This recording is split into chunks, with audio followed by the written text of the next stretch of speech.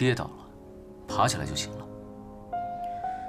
只会坐在原地哭，怪那块绊倒你的石头，这样一点用都没有。我看你根本就不想爬起来。如果你每次遇到他的朋友都默默离场，也不去任何有他在的地方，那好啊，那你就永远也别站起来。要是你这么讨厌我，我早就是了。谢谢你这段时间的照顾。如果不想再见到我的话，那就照顾好自己，不要受伤。你们在干什么？爸妈，你们怎么来了？你敢欺负我女儿！我快打我！打死你！别打！你别打！听我解释！我打！我打！我怀孕了！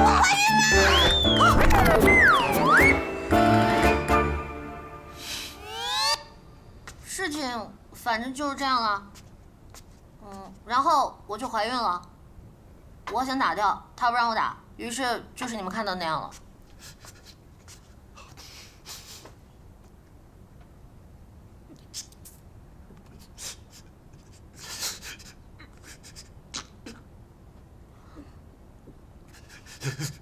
哭什么哭？事已至此，你还指望你女儿跟他分手啊？我可以分手啊！你闭嘴！妈，你闭嘴！谁让你叫我妈？请称呼我邱女士。你给我回房间去，现在，立刻，now！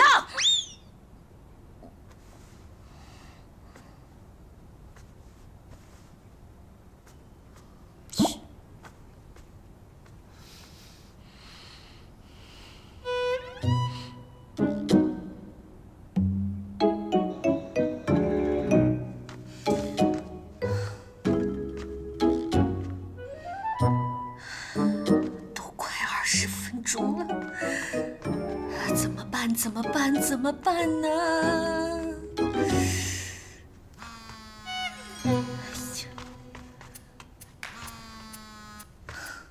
怎么了，豆豆？谢天谢地，你终于接电话了！我现在都快火烧眉毛了。现在有一件更火烧眉毛的事情，你爸妈已经知道你家住的不是表兄弟了，正赶过去了。我真希望我30分钟以前接到你的电话。我已经被我爸妈逮到了，我被薛妖怪压在沙发上，我也不知道怎么会莫名其妙的说了一句我怀孕了。但是问题是我爸妈在不停的打薛妖怪，我特别害怕薛妖怪一生气把他们的脖子给拧断了。他们现在已经在下面聊了有20分钟了。你确定大乔哥是在跟他们聊天，而不是扭断了他们的脖子？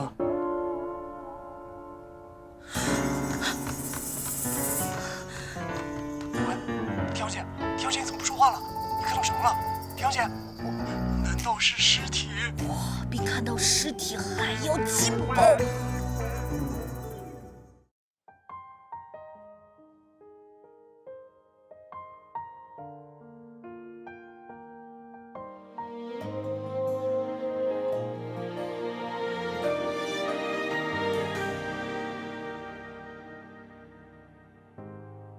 于是坏掉的龙头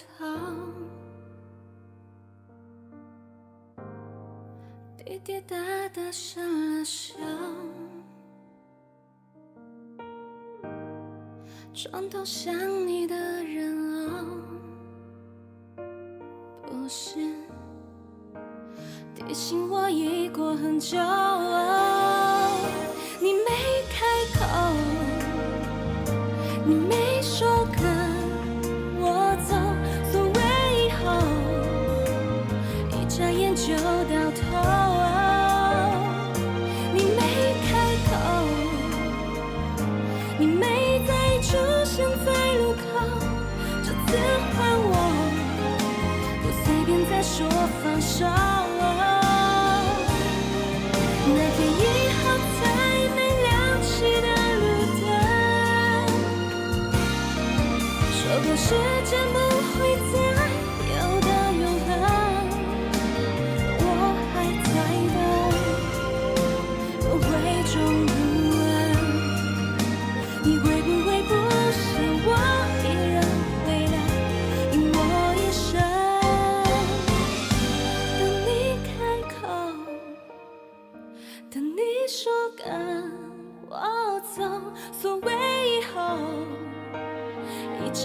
就到头。当你开口，当你在出现的路口，从今以后，不随便再说放手。从今以后，不随便再说放手。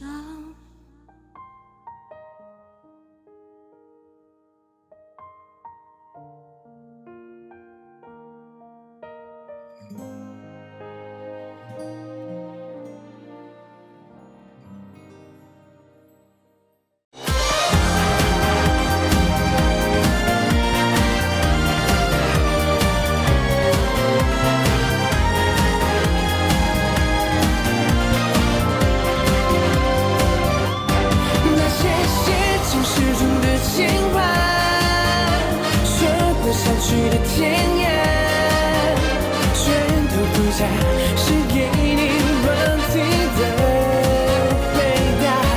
你看那窗外樱花重发芽，摸索的双手不再放下，再也不怕，因为爱的人是你呀。我懂你和我未来太不同，那是你偶尔尖牙地发发小脾气，也可爱的让人很不解。如是我就这样毫不经意，一步步让你占据领地，所有没你结局的童话，有你的地方就是天涯，再也不怕，决定爱的人是你呀。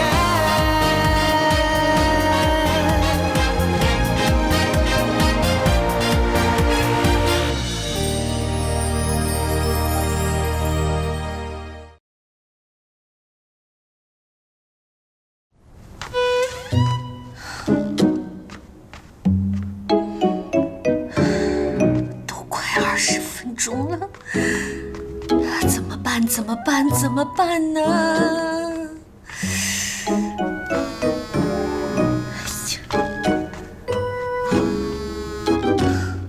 怎么了，豆豆？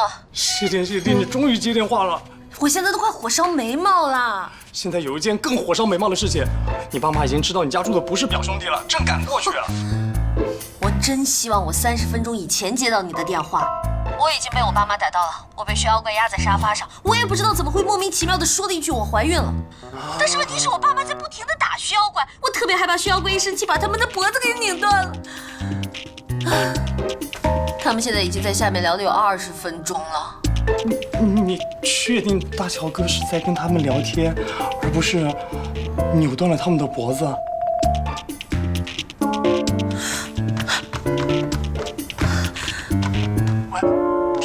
田小姐怎么不说话了？你看到什么了？田小姐，难道是尸体？比看到尸体还要劲爆！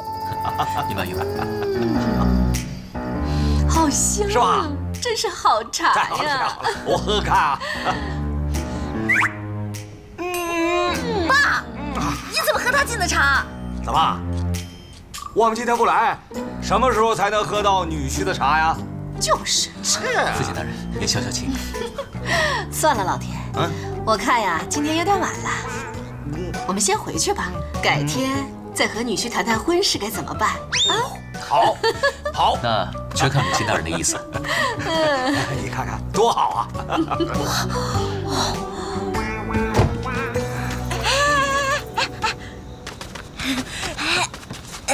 妈，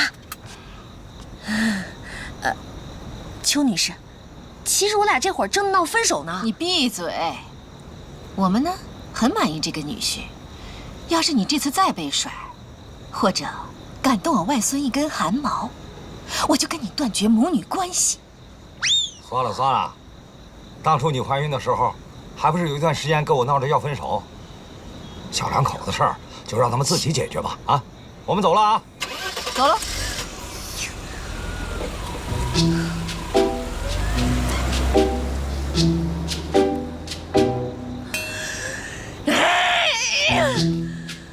我为什么要说我怀孕了？好像有个声音一直在我耳边说怀孕了，怀孕了，怀孕了，是烦死了。你到底跟我爸妈说了什么呀？你不是耳朵很好吗？怎么没听见他们进来的声音呢？这么晚你去哪儿？因为田小姐您的哭声太大，导致我没能听到，对此我很抱歉。另外，相机的钱我会准时打给你的。关于客串角色的事呢，让剧组直接给我打电话就行了，我会去的。你要走？你把我的人生搞成那样，你就想走？这种寄人篱下、养人鼻息的日子，我活了500年第一次遇见，我也已经受够了。田小姐，我们还是各自珍重，有缘再见吧。你离了我们家，你还能去哪儿啊？再说了，你不是在找仇人吗？这离了我能行吗？多谢您关心，不过我知道有句话叫“君子不强人所难”，而且我马上就要被全人类通缉了，恐怕会连累田小姐的。这也不一定到5000万，对吧？咱再想想办法嘛。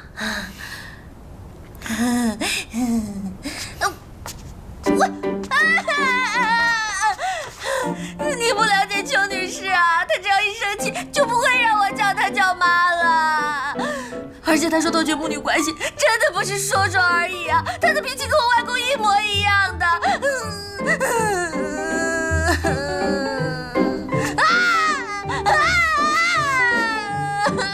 放手，这关我什么事？我宁愿死，也不要跟你住在一起。这句话我送还给你。我错了，我错了。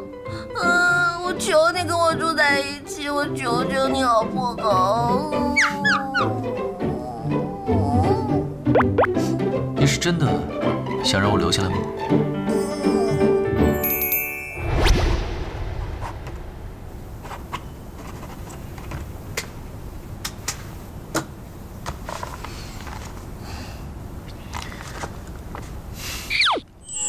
保证书，真够土的。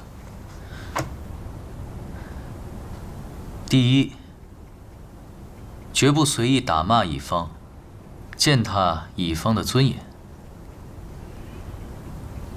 第二，积极热心帮助乙方寻找仇人，而且绝对不逃避责任。第三，乙方住在甲方家期间，要配合甲方假扮情侣，但不得有非分之想。OK 吗？可以签字吗？你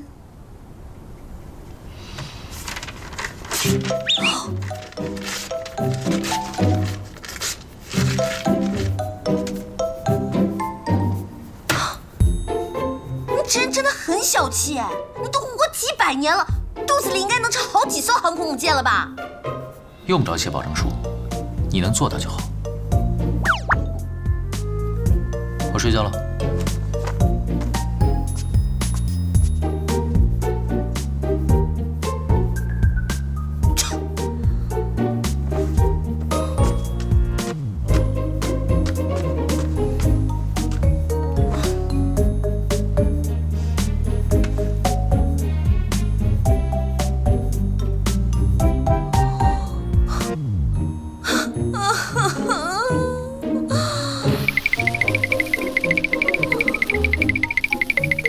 点击量的事情你再想想办法嘛。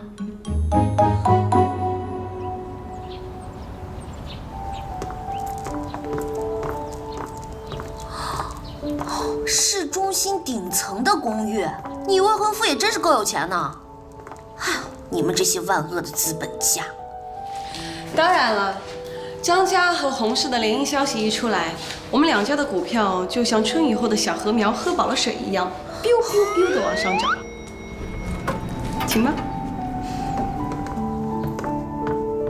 那你还不让我买？无论多么强势的股票，只要你一买，就会跌得很惨。你缺钱，姐姐赞助你，求你千万不要买我们家股票，好吗？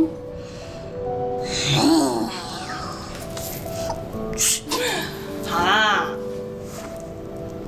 啊，你明星注意个形象啊！怎么就没形象了？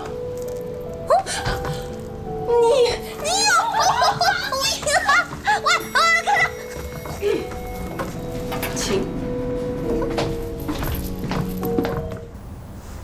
真是很对不起啊！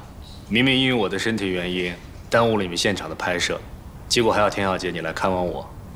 不论怎么样，还是我男朋友失礼的地方，因为他平时要在跆拳道馆教小朋友，所以今天专门拜托我来给您道歉，真是不好意思。你男朋友是跆拳道教练吗？我身体真还挺弱的，医生经常让我多运动，但是我实在不喜欢健身房那一套。跆拳道听起来也不错啊。他在跆拳道馆主要是教小朋友的，不过也有成人班，是馆长在带。我跟馆长还挺熟的，可以介绍你去。那就拜托你了。我也是客人，竟然要被你这个主人使唤。这可是病人的优待。有时间在这里享受病人的优待，拜托你不如把身体练得强壮一点。好啦，亲爱的未婚妻，我要去换衣服了。来，你未婚夫要请我吃饭。你想多了，我们10点还要出去秀恩爱呢。所以说，让孩子们不挨饿、不挨冻，是对福利院的基本要求。而由洪氏集团捐助的这家福利院，我希望它能有更高的标准。除了能够满足孩子们的温饱问题，更应该解决孩子们的心理诉求和身体健康，让每一个孩子都能够真正感受到家的温暖。我的讲话就到这儿，谢谢大家。近一段时间，我们看到您和未婚妻张萱萱小姐频繁出现在公众视野，是不是婚期将近呢？有好消息会告诉大家的，谢谢。刚才洪先生一直强调孩子的心理健康问题，是不是联想到自己的成长经历呢？当然，我小的时候得到的关爱就不多，所以自卑的性格到现在都还影响我。所以在这儿，我要呼吁大家能够多多的回归家庭，让每一个孩子都能在有爱的环境下成长。您是不是已经开始考虑自己孩子的健康教育问题？还有，你喜欢男孩还是女孩？你从一开始结婚的问题问到生孩子，你一定是萱萱的粉丝吧？你怎么比我还着急啊？私生子啊？你肯定没看过几年前我的专访，更别说10几年前我继承洪氏集团的报道了。那个时候，我应该还在读书吧？介于我们俩的关系，我觉得我有必要向你普及一下我的生平。好吧，我洗耳恭听。我在美国出生的，母亲生我的时候难产离开了，保姆把我带大。我父亲从来没有来看过我，我见他的时候他已经去世了，于是我就继承了洪氏集团。你专访的标题是不是“穷小则1秒变财阀，成长的苦水谁人知”？那可不止1秒钟。继承之路并不太顺利，因为是私生子，最后不得已要和一具尸体进行亲子鉴定。对不起啊，刚才我那个玩意……没关系，这些事我早都放下了。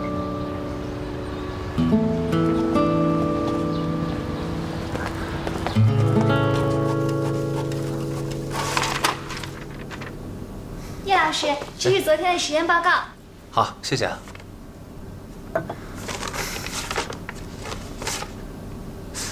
哎，这一份好像不是我的。哦，对不起，可能是我刚刚不小心还原了一些删除的数据。哦，没关系，那应该是老师的。奇怪，怎么连样本编号都没有？老师。这一份血液样本分析报告单是您的吧？没错，这份血液样本是我研究分析的。您是从哪里得来这份血样的？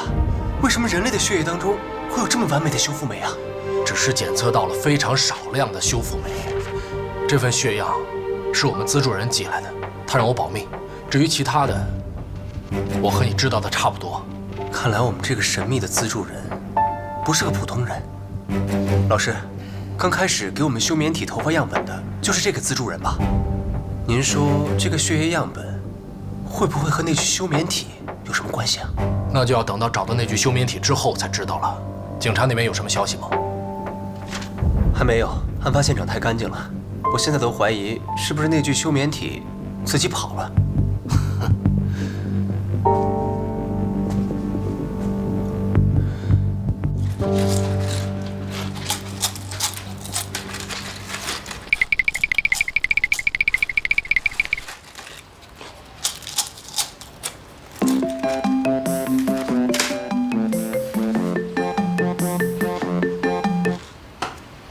晚上好，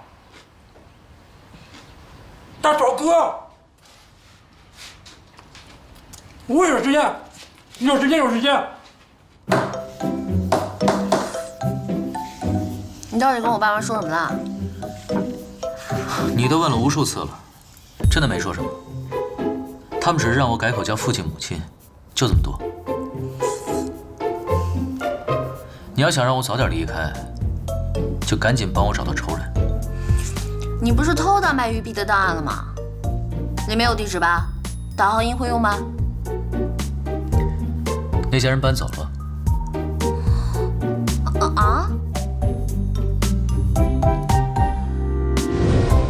警察局的系统里有每个人的信息，只要知道名字，找一个人应该不难。不过你应该要证明的是，你的确在找试探的亲属吧？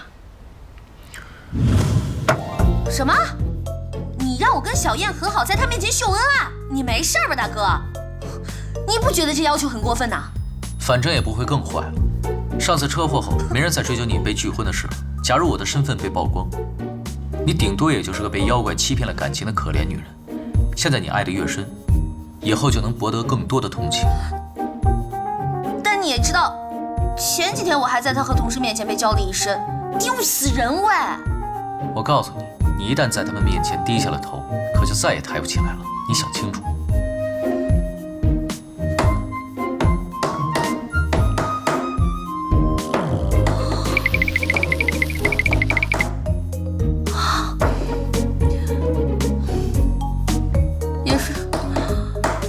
也确实不会更坏了。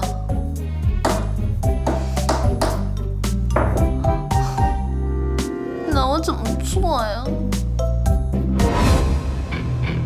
首先，完善我的个人信息，美籍华人，有真实的出入境记录。另外，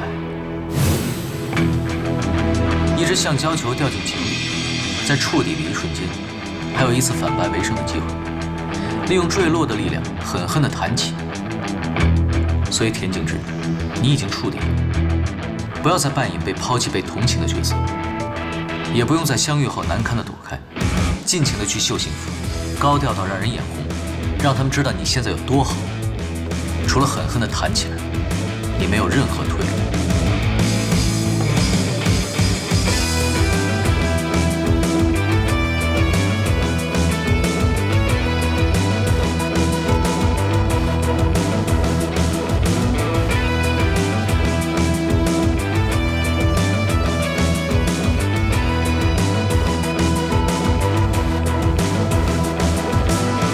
动动观察一下警察局系统的网络，找一找入侵网络的办法。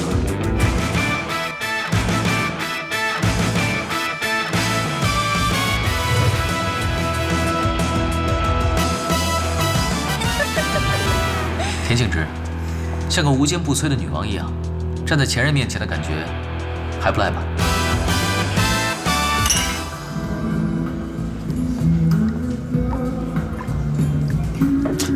可以了，爽，爽！田小姐，你少喝点儿，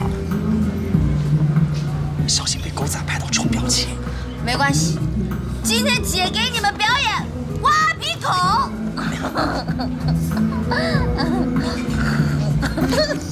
真的太爽了！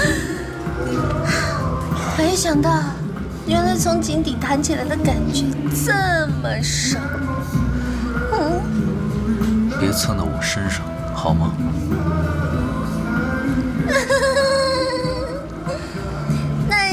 洗手啦。慢点。去。你慢点。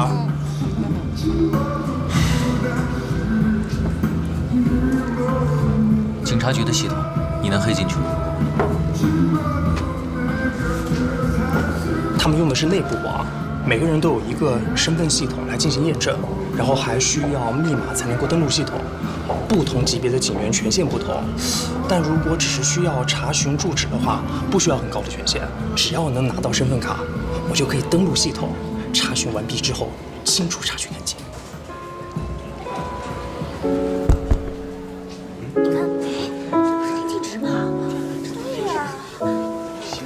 也许你我之间不曾有感觉，或是一瞬间花开花谢，那又是谁先动了心，让喜悦变作小心，热情变作贪心。也许你我之间存在过错觉。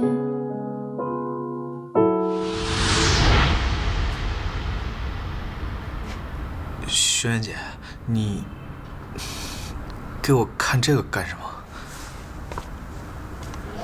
你说干什么？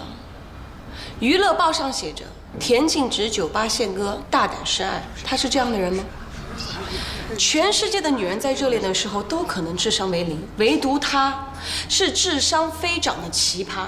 你不觉得自从她莫名其妙的多了一个男朋友之后，这里就已经完全失调了吗？大家好，这些啊都是我男朋友请大家吃的，大家千万不要客气，一定要多吃一点啊！谢谢啊！来，大家赶紧过来吃吧！给你。吃。动动心。来了。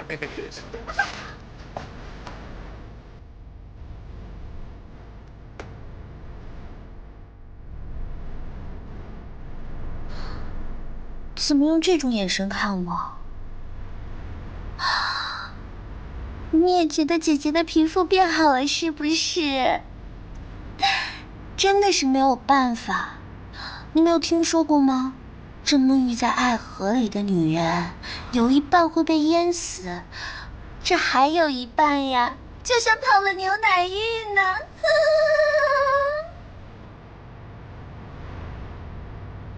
哎呀，好啦，不要再愧疚了，人家都已经原谅你了呢。我们家大乔可是说过的，这过去的一切都是为了造就更好的自己，所以我还得感谢你呢。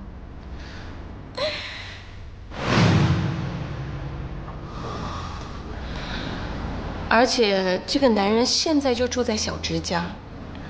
怎么可能？是啊，怎么可能？所以你一定要把他的底细给我查清楚了。据我推测，8成是一个趁虚而入的情感诈欺犯。好，放心交给我。张小姐，我特别喜欢您，我是您的粉丝，能给我签个名吗？只要签名，不要合影吗？那我能否跟您合个影呢？当然。我也去。哎，春姐。哎，春姐。下个我，下个我。真好。跟我。春姐，跟你合个影。起床。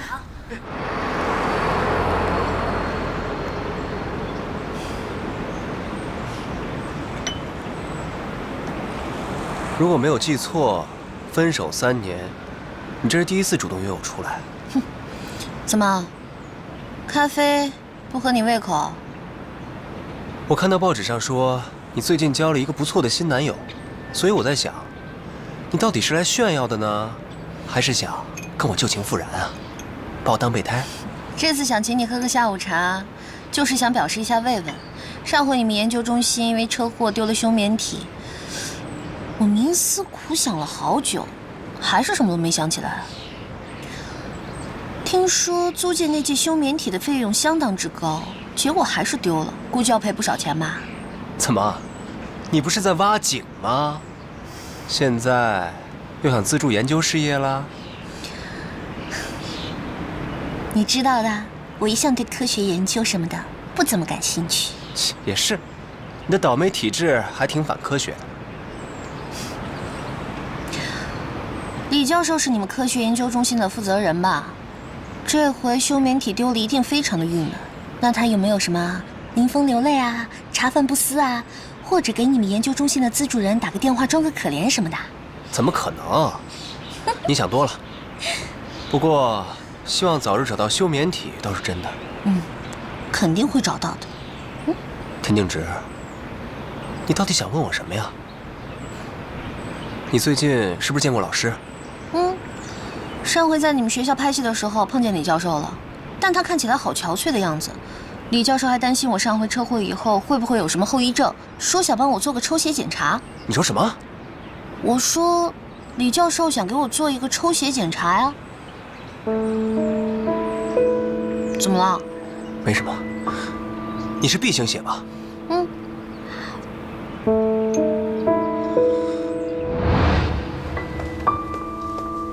叶老师，我给你买了杯咖啡。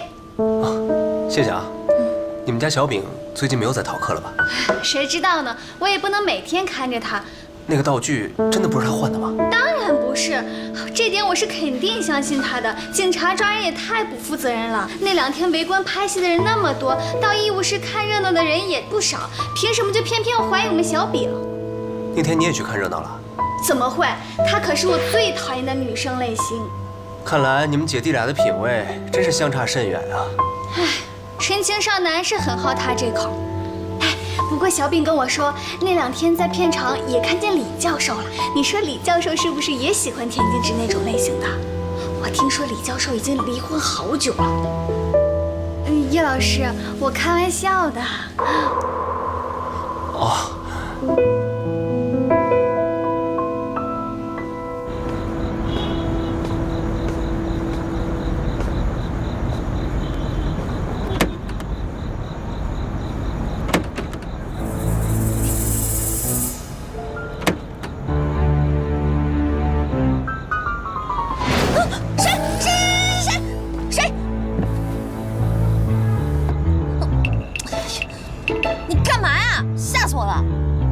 上车。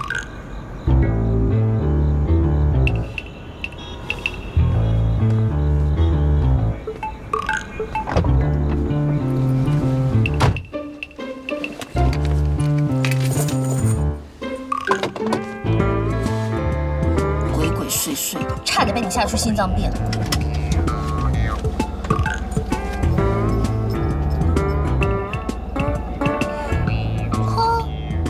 还挺快，车联网都会用了，不过还差一点儿就赶上本小姐了。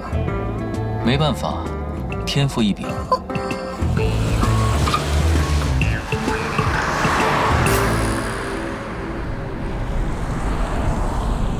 您今天没有去跆拳道馆啊？我还准备录完节目去接你呢。小朋友们明天早上要体检，不宜剧烈运动，所以晚上的课取消了。然后就偷偷钻进了我的车来吓我呀！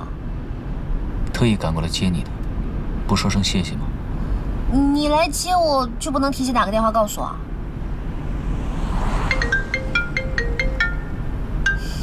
干嘛？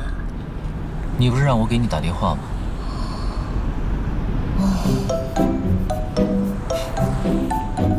对了，和第6人的约会开心吗？你简直就是代表月亮来消灭我的！人家的脑袋肯定是被上个世纪的榴弹打过的，根本不开窍。无论我怎么把话题往李教授身上引，他完全不理我。看来是毫无收获了。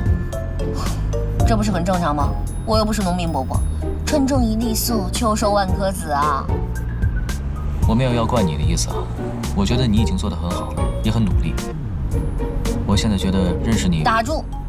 千万别给我发好人卡，因为我心里啊，压根儿就不想管闲事儿。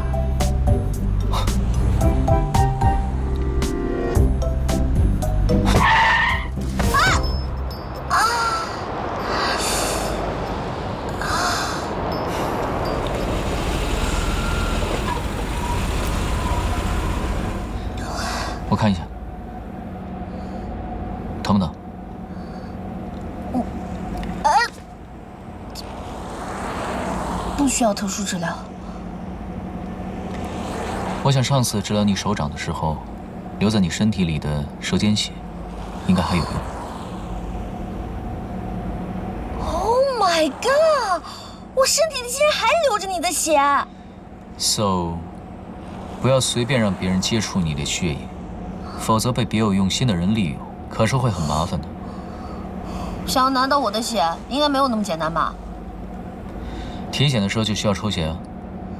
有你在，我基本上与体检无关。可你受伤的时候也会流血，这样不就拿到了？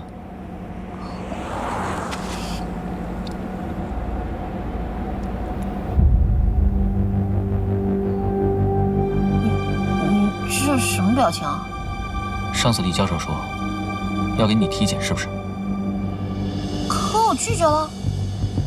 第二天你就受伤了。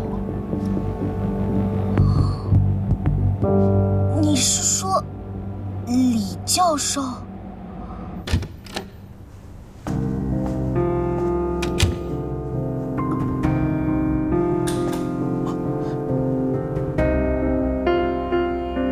怎么这么晚还不走啊？灯也不开。因为我知道，老师每天晚上都会来这里检查一遍。实验室不能喝酒，你早点回去吧。老师，划伤田径直手掌的那个道具，是不是你换的？那份匿名的血样，是不是就是田径直的？能给我倒杯酒吗？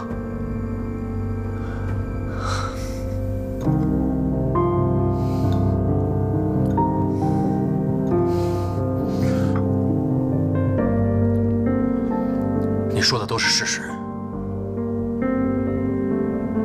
为什么？为什么要这么做？我们研究中心成立10几年，虽说有一些新的发现，但是一直没有重大突破。我为了他拼命工作，甚至连家庭都失去了。我不能再失败下去，我要抓住每一个机会。机会？为什么田径直会是机会？你知道了什么？那次车祸那么严重，他竟然没有大碍，你不觉得奇怪吗？那车辆毁坏成那样，我看过他的医疗记录，身体各个部位，甚至连软组织挫伤都没有，这合理吗？警察和医生都认为是他幸运，可是我不这么认为。在这个世界上，有很多身体奇特的人，有的人被雷击中之后，身体就带了电；有些人天生就可以浮在水面上。所以我猜想，田径直的身体一定有奇特之处，而实验结果恰恰证明了我的猜想。可惜检测到的完美修复酶太微量了，就算把田径直全身的血液都抽干，也无法进行有效的提取和研究。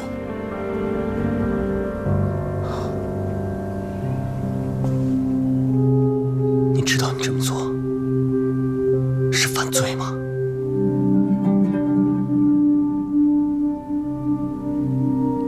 我知道，对不起，对不起，我不配做你的老师。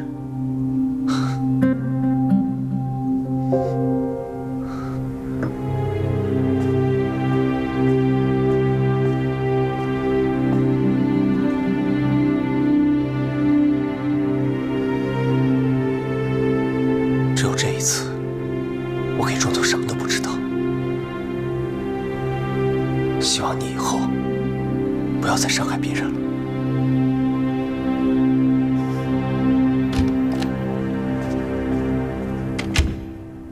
所以你的意思是说，李教授他们也发现了我受的伤和车祸现场不匹配，所以才想要研究我的血里到底有什么不同。他现在也许已经知道了，实验用的休眠体苏醒了。哦，那怎么办？徐校官，我们先躲一下。啊？只要你不到处乱说，没有人会知道，我是那具休眠体。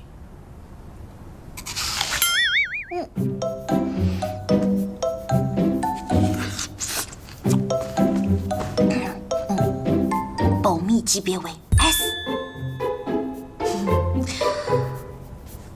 幸亏我那条沾满血的裙子莫名其妙的不见了，否则那裙子上都是血，我身上一个伤口都没有，肯定会被他们拿去当做外星人研究的。并不是莫名其妙不见了，是被我拿走了。啊，果然姜还是老的辣呀！这100岁的人还是斗不过1000岁的妖啊！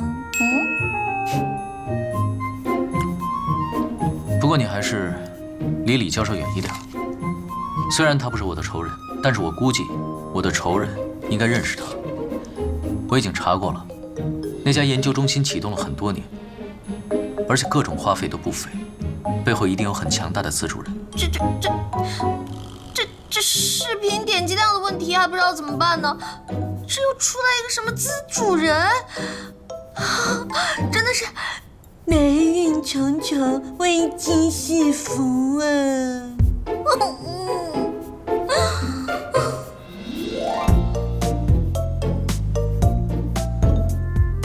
我需要个这视频点击量涨得好快啊！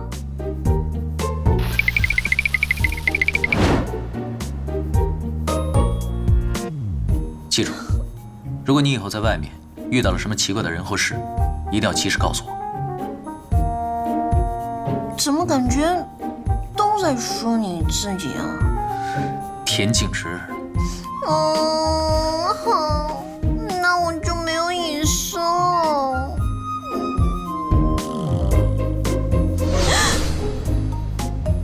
你需要隐私，是吗？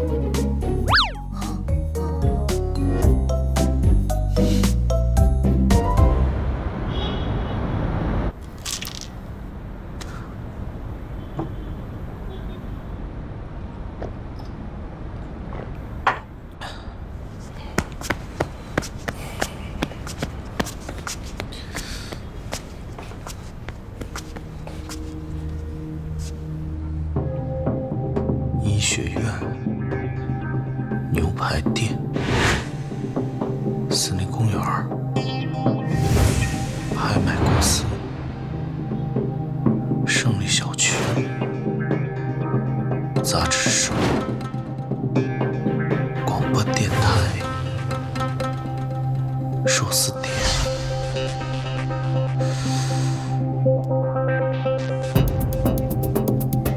拍卖公司，原来真的是个开私人博物馆的。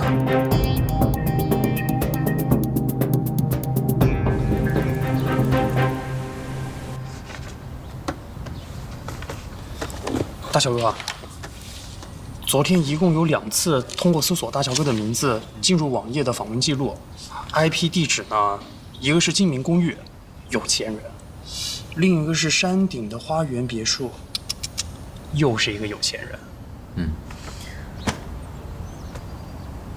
金明公寓是小燕，山顶花园别墅是轩轩。就说这2个人不会这么轻易相信，特别是张轩轩那个神棍，真的是太敏感了，对他真的是半分钟都不能放过。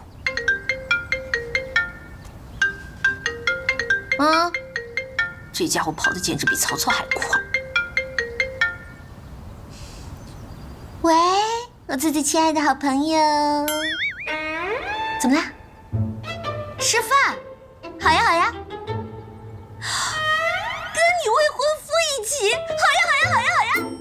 哎呀，我下午的戏中午有时间的了。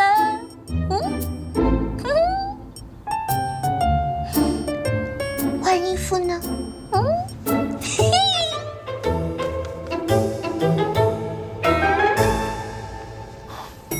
不太想吃肉，来个沙拉，然后再来一杯热饮。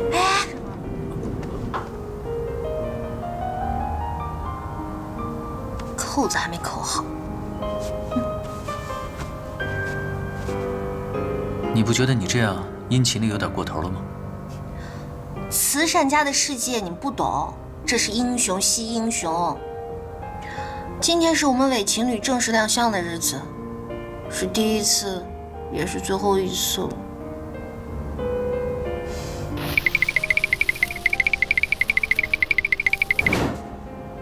别想那件事了。你头发有点乱了。哪里？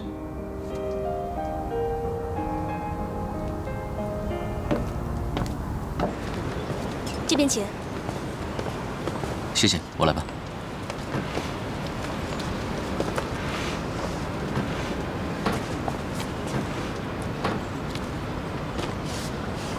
轩轩，洪先生，介绍一下，这是我男朋友薛林强。你好，我是洪世光，轩轩的未婚夫。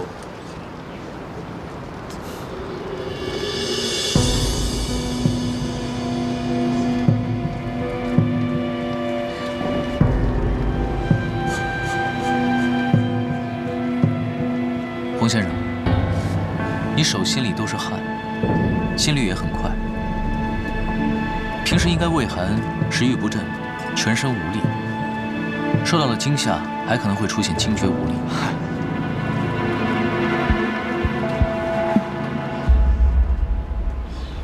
营养不良加缺乏运动，跟我前几天接收了一个小朋友，症状差不多。托天阿姐的福，我刚刚报了跆拳道馆的成人班，所以以后我们会经常见面。太好了，如果有需要的话，可以随时找我。打扰一下。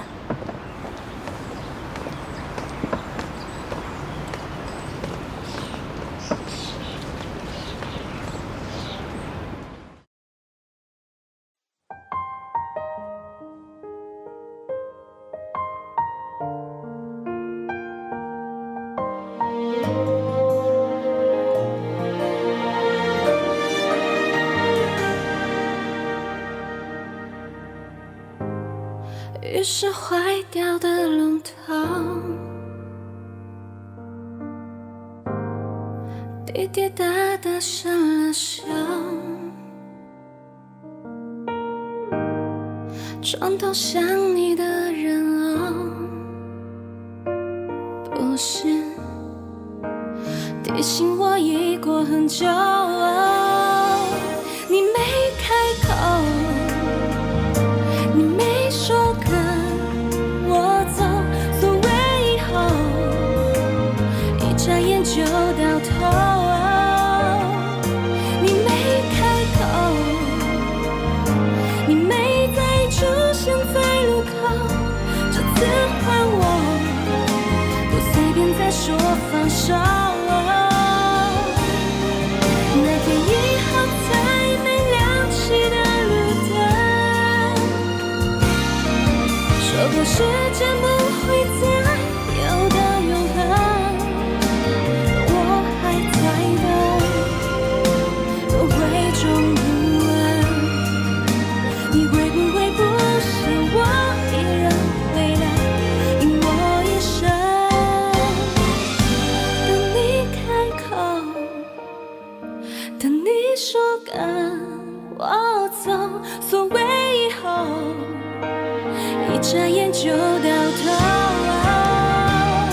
等你开口，等你在出现的路口，从今以后，不随便再说放手，从今以后，不随便再说放手。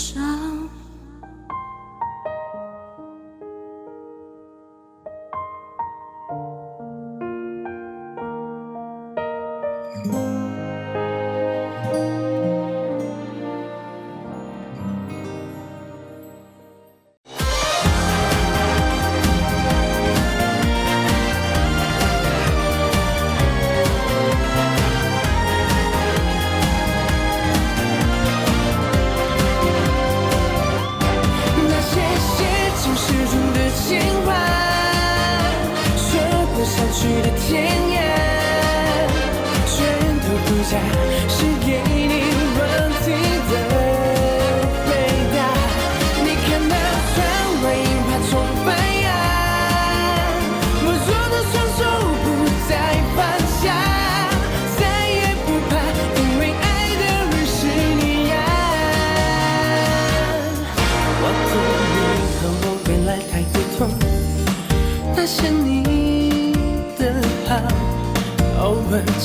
雅地发发小脾气，也可爱的让人很不起。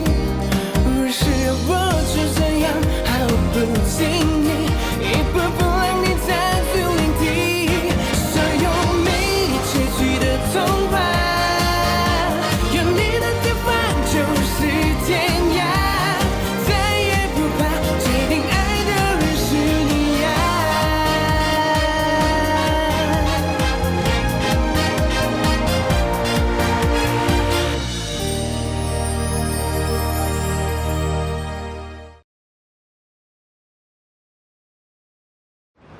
托铁阿姐的福，我刚刚报了跆拳道馆的成人班，所以以后我们会经常见面。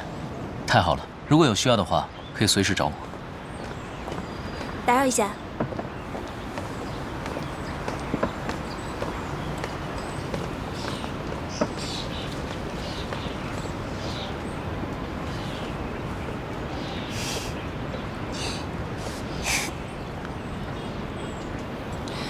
听说薛先生一直住在小直家，薛先生在国内没有房子吗？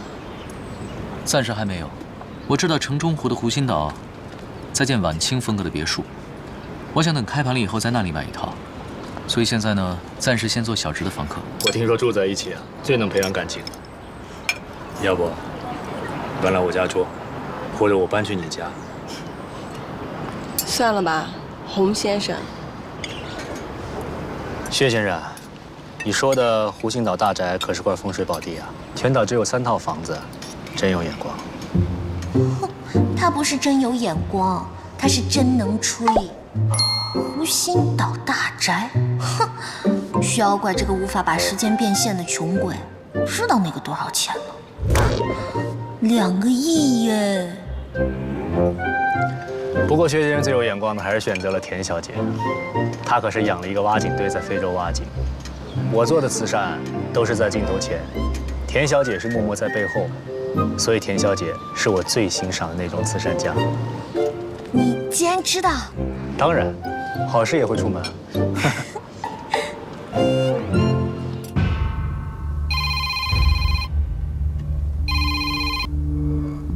哪位？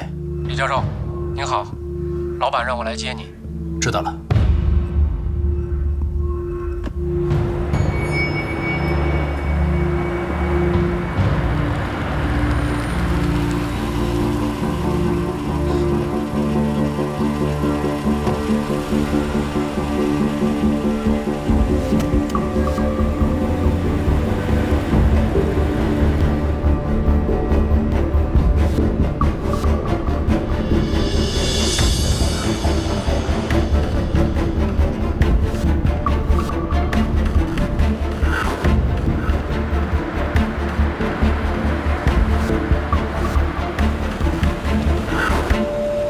所以说，让孩子们不挨饿、不挨冻，是对福利院的基本要求。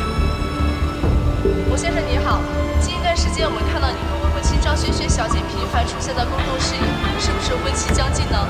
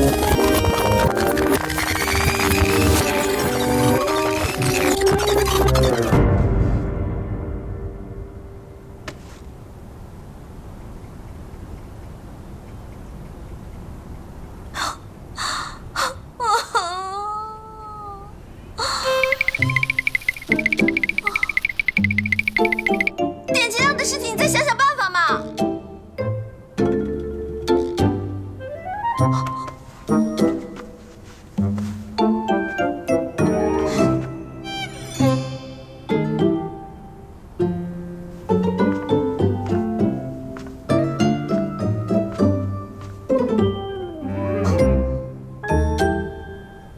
来你还真是张轩轩的脑残粉啊！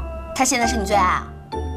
不是，我的最爱是凯瑟琳·赫本，她在我心中的地位没有任何演员可以撼动。他跟奥黛丽·赫本什么关系啊？美国人和英国人的关系。这2个国家的人我都不熟。不过明天我要去跟中国人张轩轩见面，去他未婚夫家探病怎么样？要不要去见一见你的女神呀？我没时间。也对，你现在应该抓紧时间，好好想一想，你是要去亚马逊丛林呢，还是要去非洲大草原呢？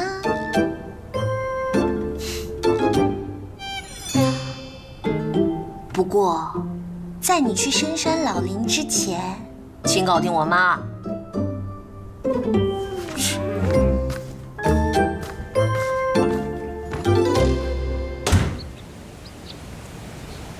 老板，视频的点击率已经超过2000多万了。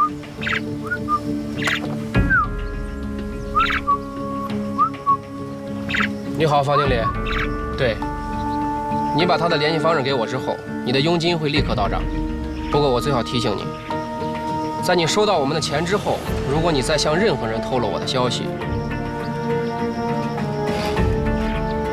很好，我相信你。这世上的人真是一个比一个贪心啊！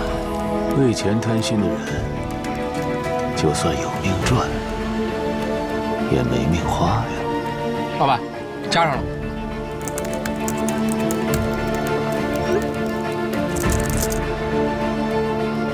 他问我们打算出多少钱？他要多少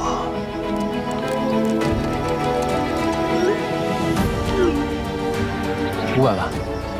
给他。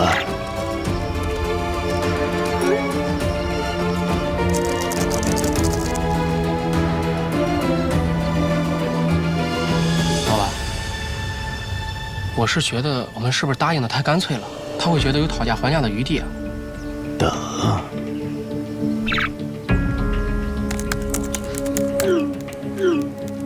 老板，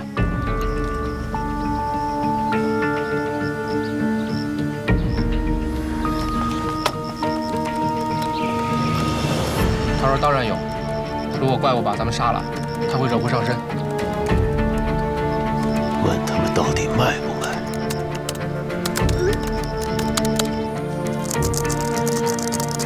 他说当然，只是想知道咱们准备怎么抓住这只怪物。我们碰到了一只好奇的猫，好奇过了头啊！如果他怕惹祸上身，就不应该问这么多问题，倒是像是在拖延时间。难道是对价钱不满意吗？不对，我是感觉他的重点不是在谈钱。难道他没有清晰版的视频？那他为什么要指定买家，而且还拖延时间？除非到了，他在定位。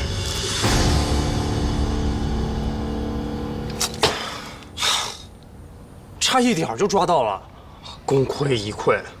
也不算功亏一篑吧，起码我确定了我的仇人还活着，并且找机会再杀我。那怎么办？哥，不如我们找视频网站的经理，问他买家的信息。买家肯花500万来买这个视频，就不差这一点封口费。那你就展示你的超强能力吓他，或者揍到他肯说为止。因为即使收了封口费，在遇到生命危险的时候，当然还是保命要紧啊。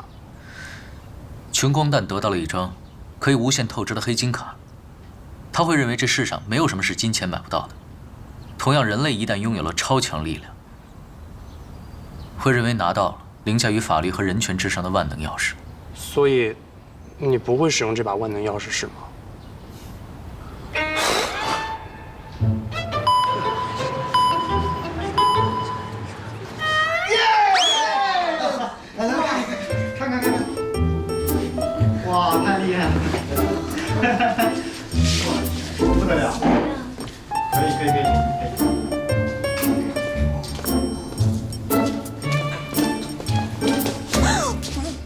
小直，你看《午夜怪物真相》的视频了吗？导演，你听我解释，我也不太清楚那是怎么回事。快看！导演，我先不看了，我还有事儿，我先。哥哥，怎么回事？哥哥，你在哪里？妹妹，你等着我！妹妹，妹妹，我马上就来了。哥哥，你要小心啊！啊，妹妹，我找的你好辛苦啊！哥哥，妹妹，我终于见到你了。妹妹。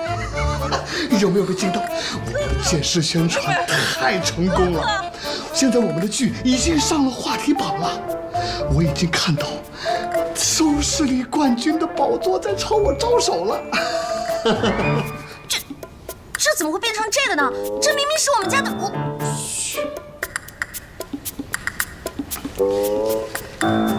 小智，就属你这关又不会乱说话，所以我就只告诉你。我们本来想联系视频网站，想在《午夜怪物》清晰版视频发布前投入我们的宣传广告，可是那个视频网站的经理告诉我们，他们没有收到清晰版视频，所以我们一拍即合，模仿那个视频，剪了一个宣传片。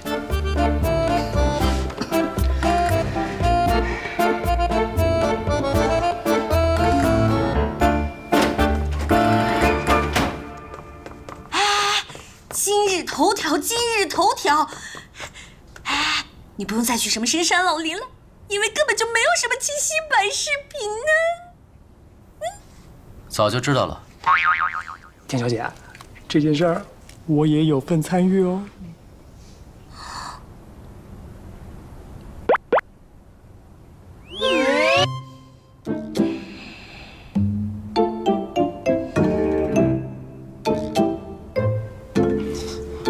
田小姐，您先消消气儿。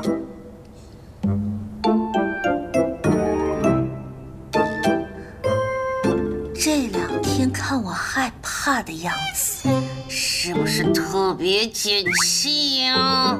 不是啊，是大乔哥不让我告诉你啊。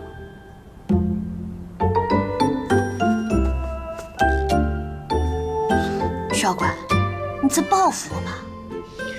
我只是喜欢看你像热锅上的蚂蚁团团转的样子。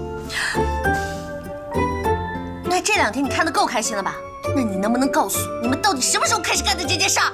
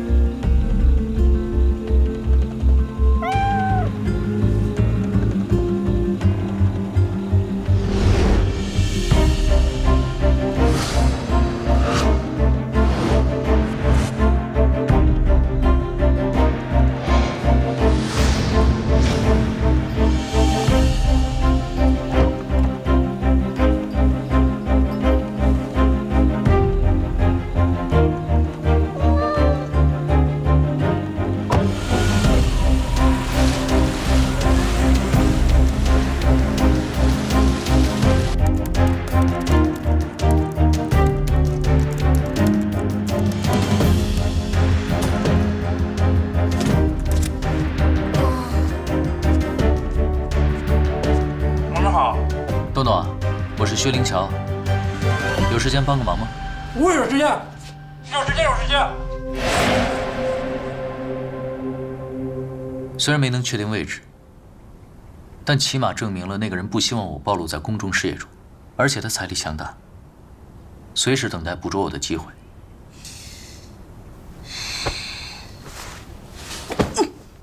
田小姐，不要生气好吗？你被解雇了，跪下！哥，怎么办呢？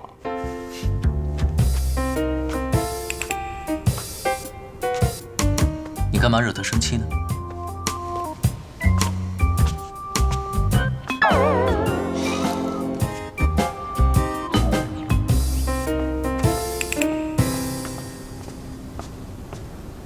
老师，什么东西啊？学术研讨会的邀请函。这次啊，领域里比较有名的外国专家都会来。记录下来。你代表研究中心去吧。明天我要出差，大概半个月之后回来。可是这次研讨会会有很多有名的。我知道很难得，你去是一样的。老师，昨天下午的教学研讨会你没有参加，是不是身体不舒服啊？我去了趟医院，不过没什么大碍。哦，好吧。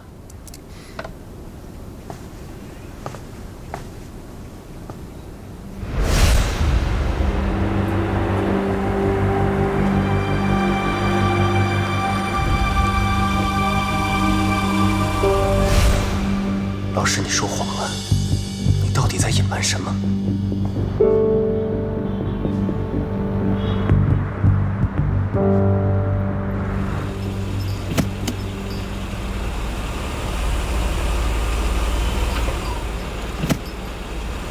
我要下车。等我把车停好。等你停好，戏都要杀青了。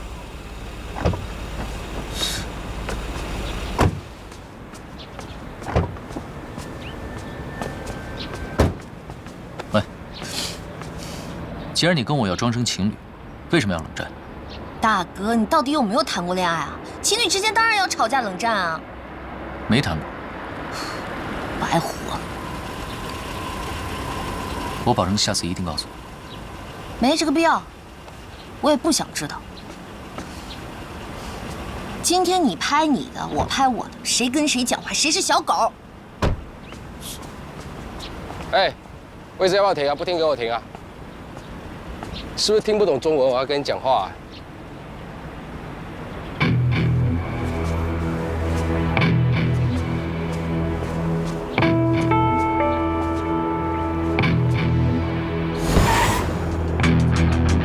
功夫还行吧？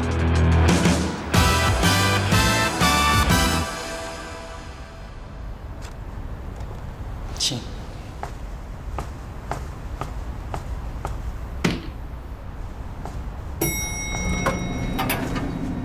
上行。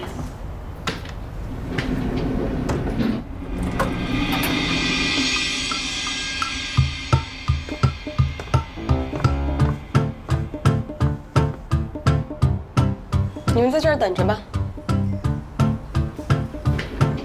几层？顶层，谢谢。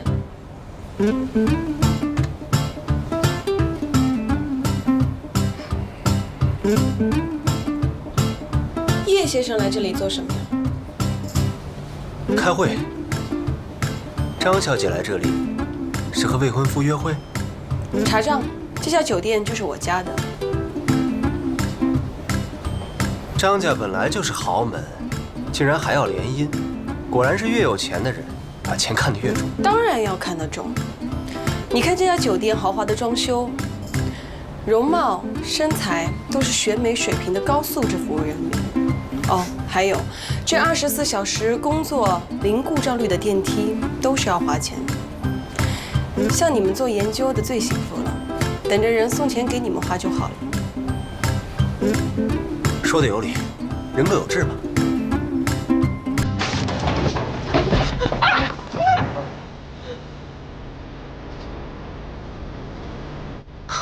这就是你们的零故障电梯啊！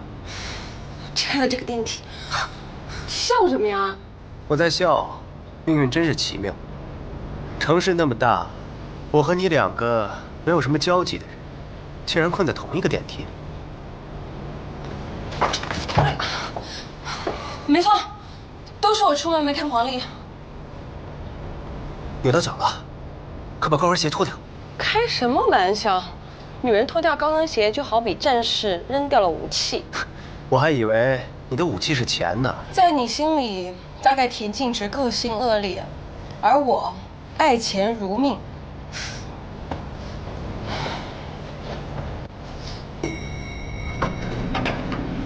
张小姐，你没睡吧？没事。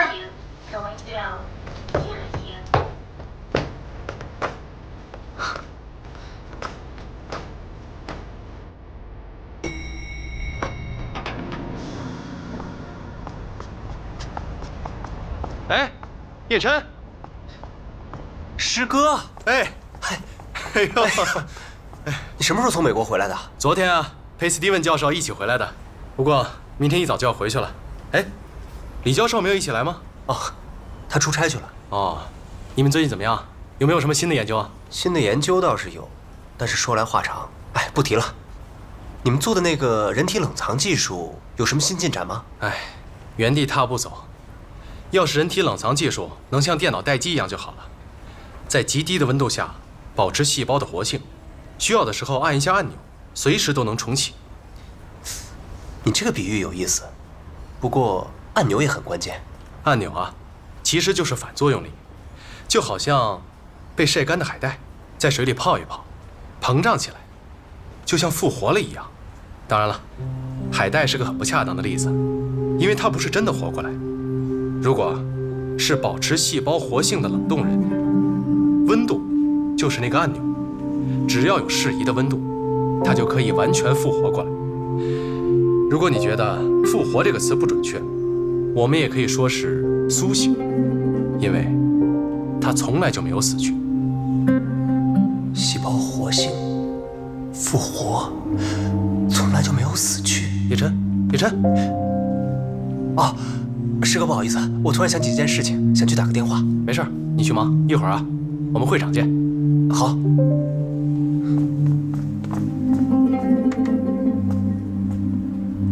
被放干血的休眠体，检测头发细胞的活性。苏醒按钮是车祸的事件，血液。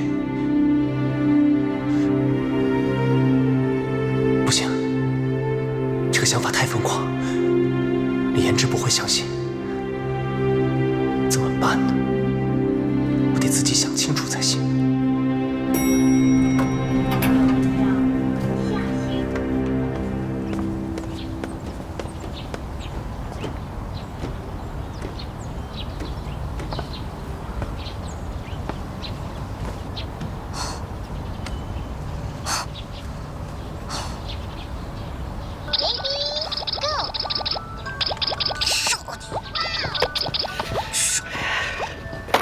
小芝，我给你商量个事儿啊。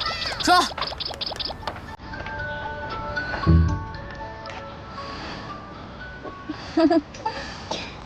导演，你说。是这样的，咱们不是说好了吗？让大乔客串这场戏，但是他这个终极大 boss 这个形象实在是太棒了。哎，我跟编剧商量了一下，打算让他加一场跟女主角互动的戏。那终极大 boss 不是来拆散男女主角的吗？要跟女主角加什么戏啊？这个终极大 boss 这个邪恶的对待女主角，就是看起来吧像亲热，其实不是亲热。吻戏？哎呀，其实呢，对，这是演戏。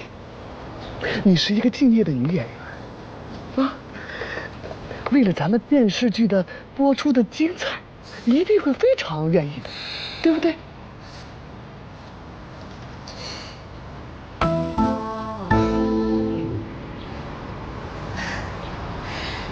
你问他吧，他没意见，我就没有意见。怎么了？你们吵架了？他生气会很久吗？不会，他脑容量小，吃顿饭就忘了。饭？咱们中国人不是有句俗话吗？叫做吃人的嘴短。轩轩，大乔，跟你们商量个事儿啊。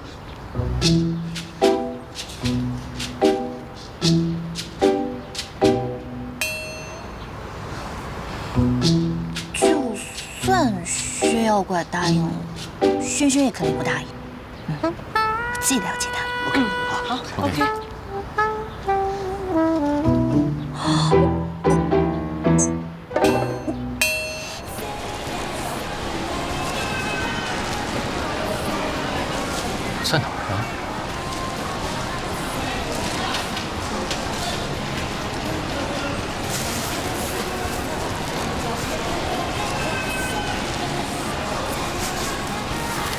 都是礼，要买哪种？小伙子，不知道买哪一种了吧？不要买炖银耳的梨。炖银耳的梨啊，那当然是雪梨了。不要买错了，回家挨你老婆的骂。谢谢啊。不谢不谢。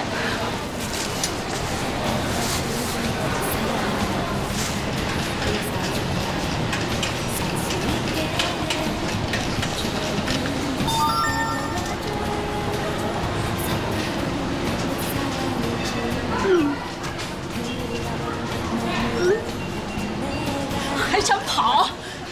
偷我老婆子的钱？你爸妈没教你做人的道理吗？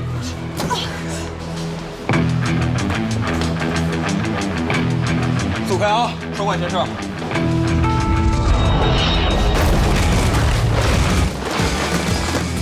那边好像打起来了，走过去看看。哎呀，大哥，求你放了我，我再也不偷了，真的。对待老人要客气，因为你也有老的时候。我知道，我再也不敢了。怎么回事？怎么回事？怎么回事？这人撞倒我老婆婆，还打人！快报警！快报警！这边有人在打架！救命！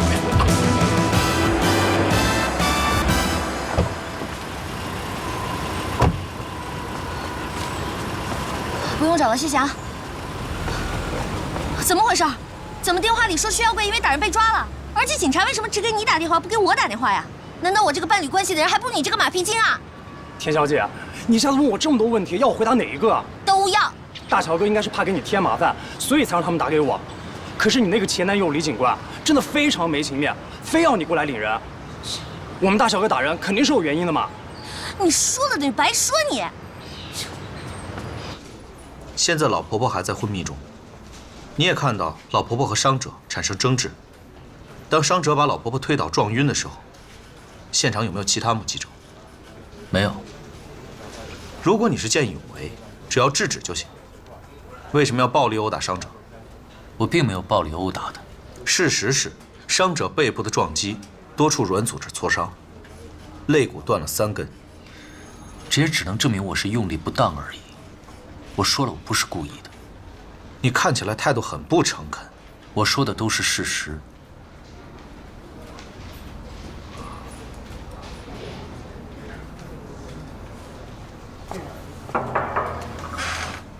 小云哥，先出来一下。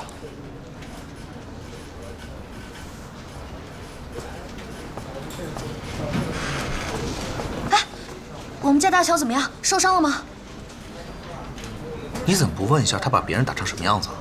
背部多处软组织挫伤不说，肋骨还断了3根。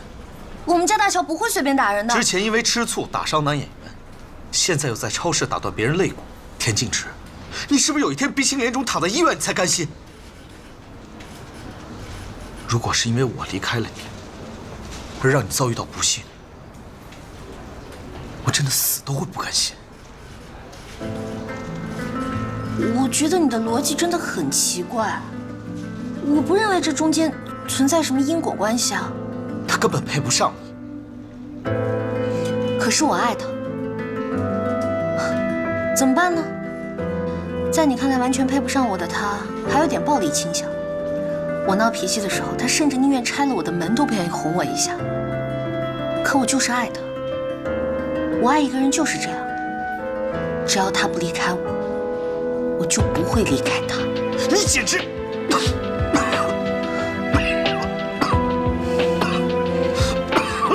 怎么突然咳成这样啊？瘦的一把骨头，工作这么拼也没见发几个奖金啊！你去叫保释金，把这家伙带走。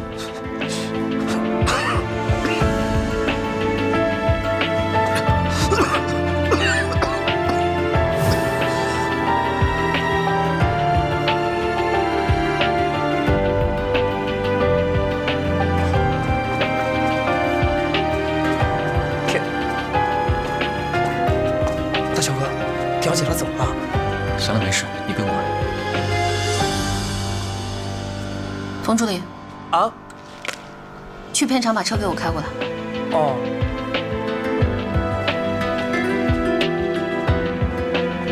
就不能忍耐一点吗？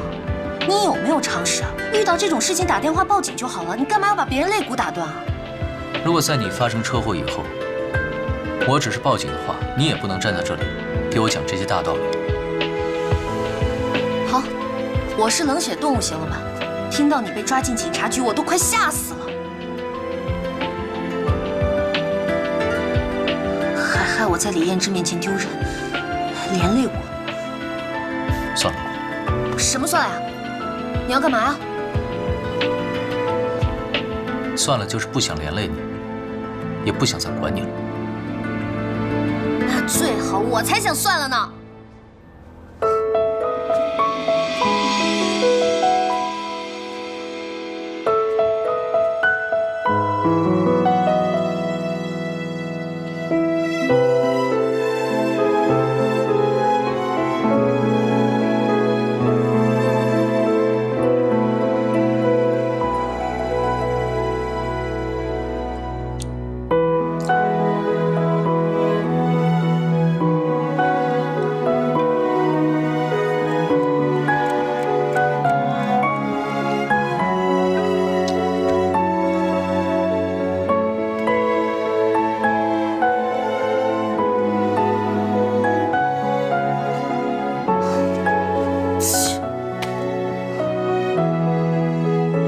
管你，最好永远别回来。不要怪我这么多天没有来看你。前些天我真的很忙。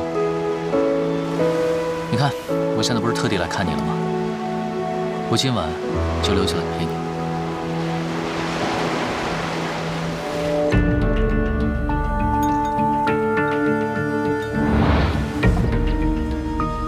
这是那只怪物的血液。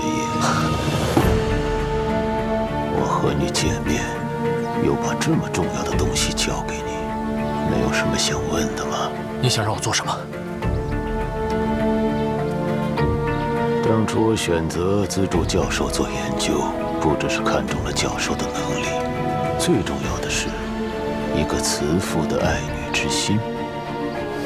我们一直是各取所需，这一次当然也是。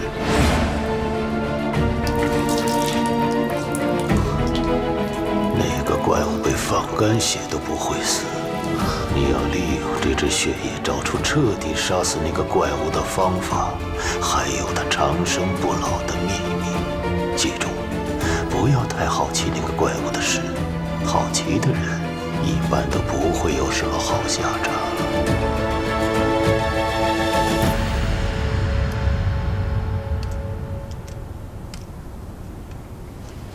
田小姐，咖啡来了。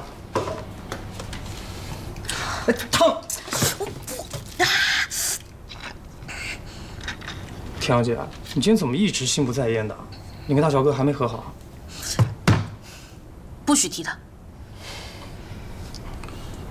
那他今天跟张小姐拍吻戏，你看着不是更生气啊？今天？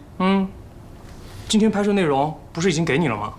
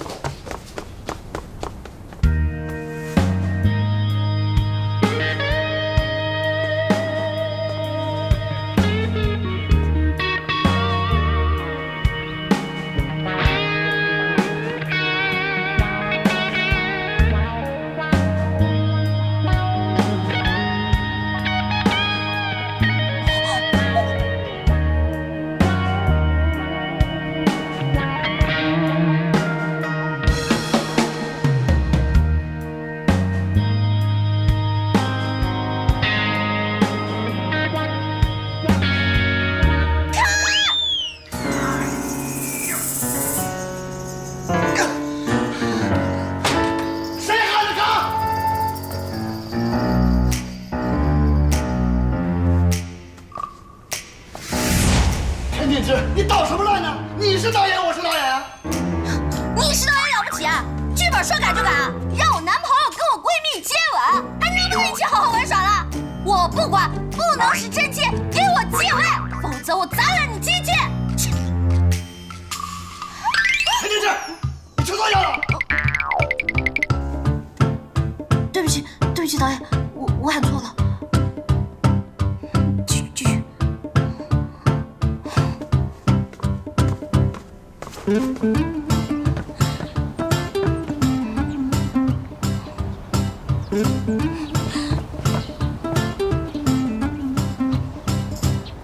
你追出来干嘛呀？你女生在里面。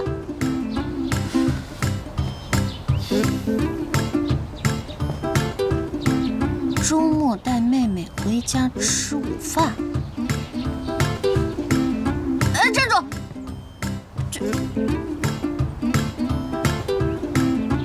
昨晚你去哪儿了？我去了哪儿？好像跟你没什么关系吧？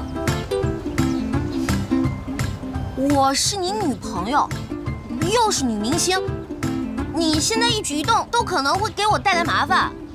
那你立刻宣布跟我分手不就好了吗？玄关，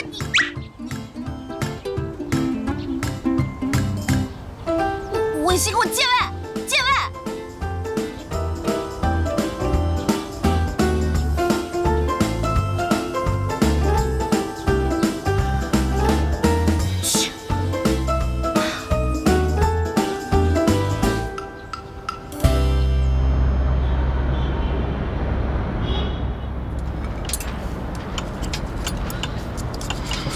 下周拍角色封面，你这样化悲愤为食欲，没问题吗？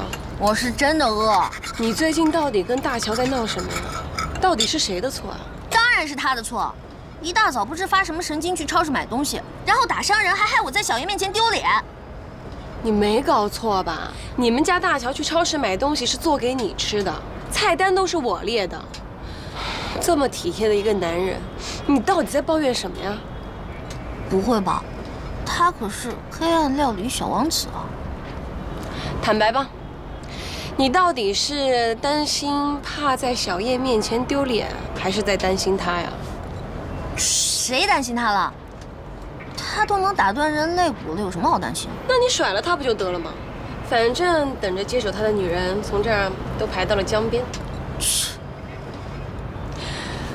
不得不说，你们家大乔的唇形还真是传说中的接吻唇，只不过吻技嘛……喂，不要逼我跟你绝交啊！真的生气啦？好啦，不逗你了。拍吻戏我 OK， 你们家大乔呀，为你守身如玉，很纯情的要求借位。不可能吧？他可是你的粉丝，网名都叫保镖团长的。你们家大乔加入了我保镖团粉丝会了？嗯，还交了会费啊。好，那我给他打折。还以为你会给他免费。不会，我是守财奴，你才是善财童子。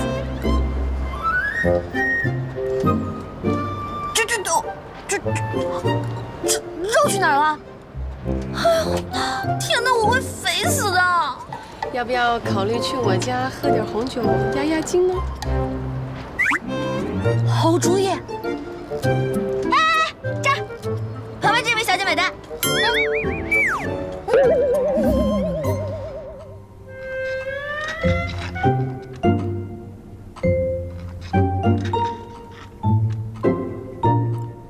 别担心，小乖，妈妈一下班就会来接你的。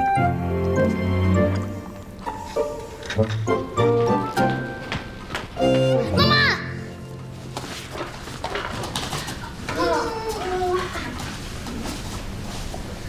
对不起啊，教练，今天又麻烦你照顾我们小乖到这么晚。遇到什么麻烦了吗？没有，我是临时加班，实在是麻烦你了。没关系，小乖一直很听话的。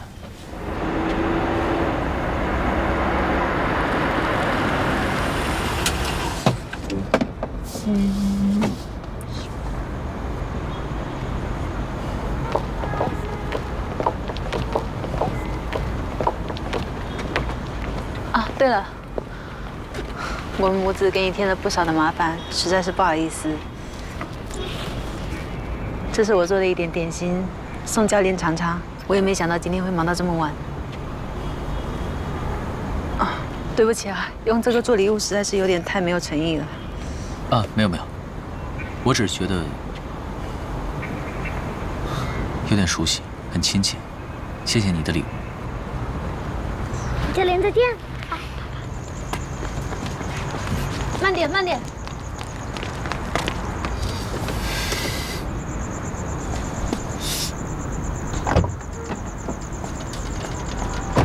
哥，你怎么在这里？那个女人是谁？你那么生气干什么？你说我为什么生气？你都已经有我和田小姐了，为什么还要到处勾三搭四啊？你胡说什么呢？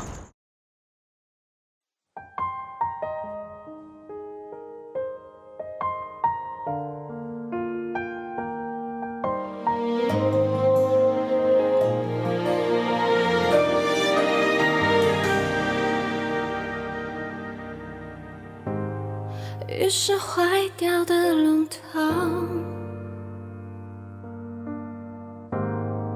滴滴答答响了响，床头想你的人哦，不是提醒我已过很久哦，你没开口，你没说跟我走，所谓以后一眨眼就到头。你没开口，你没再出现在路口，这次换我不随便再说放手。那天以后再没亮起的路灯，说过时间不会再有的永恒，我还在等，我会中不安，你会不会不是我一人回来，因我一生